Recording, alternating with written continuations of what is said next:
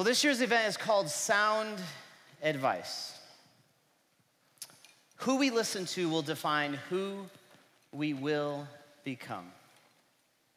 This is a premise that our team, have been pondering for the last year. When we started Plywood 7 years ago, I used to think that I could help people in strategy in their work. But today, what I'm realizing, one of the greatest roles that we can play is to help people in the other things in work. How do you deal with the stress? How do you deal with the tensions of running a business? How do you deal with this reality that there's things to get done and there's family at home? These are the things we get to talk about every day.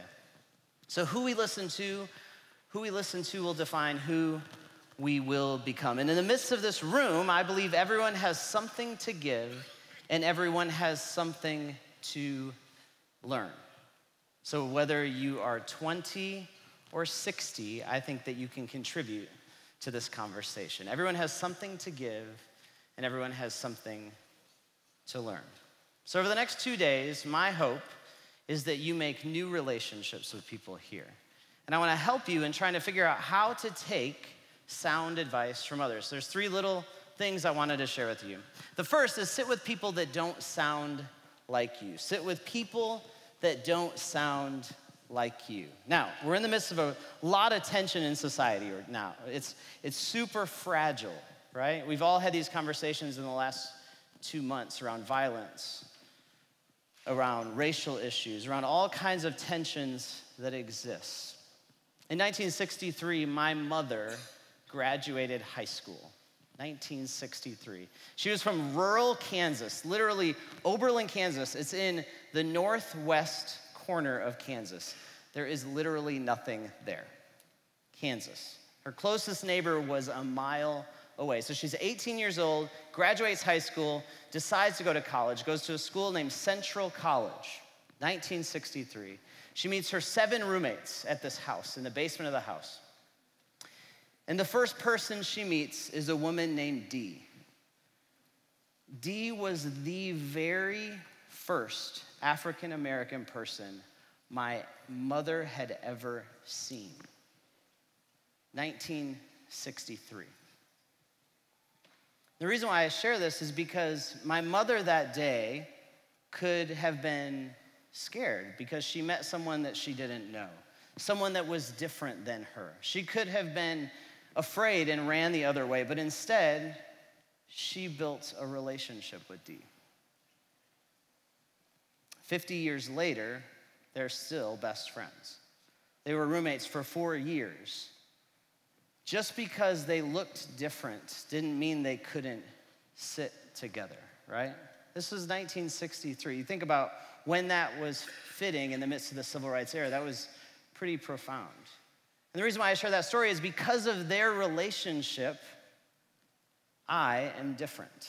Sometimes when you sit with people that are different than you, you will change.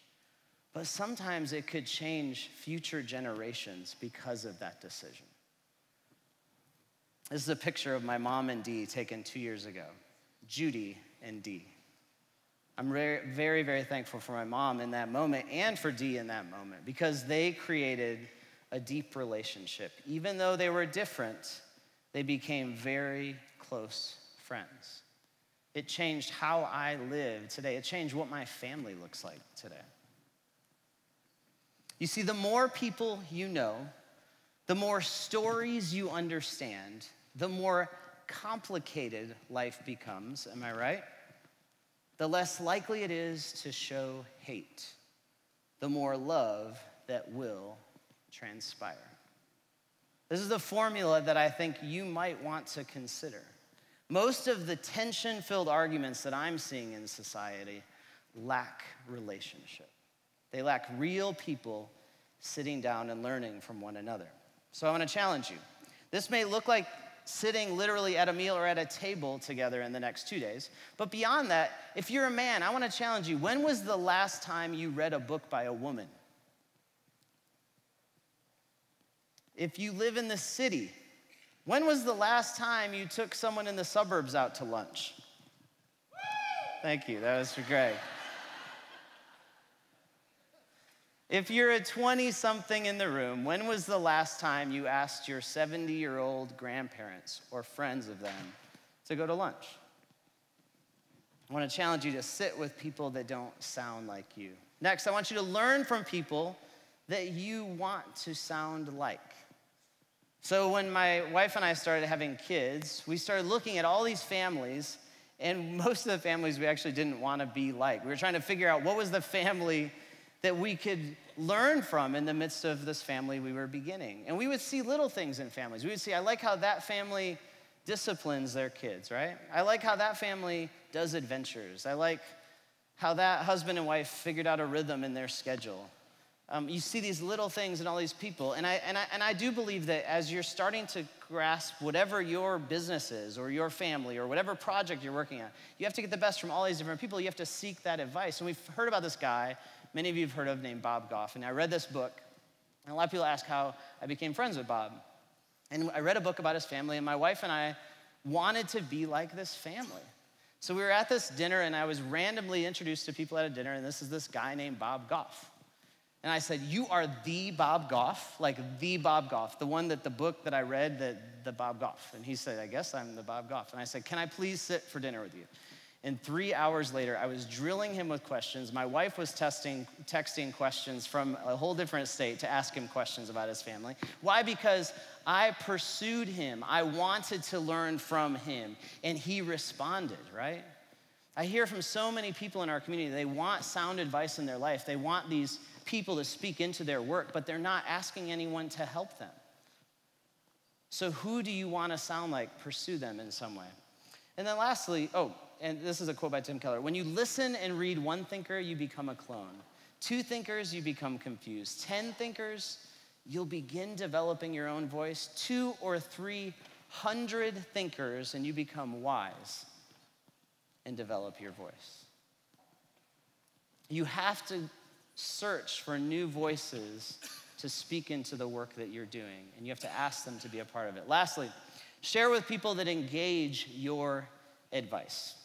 A lot of people have come to me in this past year and said, "Jeff, I need to add people to my board. I need some other advisors. I need investors in my work." All these types of things. They're asking a lot of other people. The quickest way for you to get advisors and counsel into your work is for you to start helping others. If I'm gonna advise you, I wanna invest in people that have exponential return on my time. The greater generosity that you show towards other people, the greater return you will receive from this broader community. So if this is a need that you have, that you are wanting to get sound advice from other people in your life, maybe it's about parenting, maybe it's about marriage, maybe it's about business, maybe it's about how to run a nonprofit. I don't know what all the work that you're doing is, but whatever wisdom you have, you start sharing with others, it will come back to you, I promise that. So sit with people that don't sound like you, learn from people that you want to sound like, and share with people that engage your advice. Everyone in this room has something to give, and everyone has something to learn. If you're the 20-year-old, you can teach the 60-year-old in the room about Pokemon Go. I promise you can teach them. There is something that everyone in this room can learn from one another. I hope the ethos of the next 2 days has that spirit. The spirit isn't about some guy on stage pontificating about something, but it's a spirit of connectedness in this room, where maybe the best conversation that you have outside or on the Ferris wheel tonight is the one that really transforms how you live tomorrow. I know there's a lot of tension in our world today, but I hope this space is not filled with that tension. It's filled with learning and encouragement of one another. So that's why we're calling this sound advice.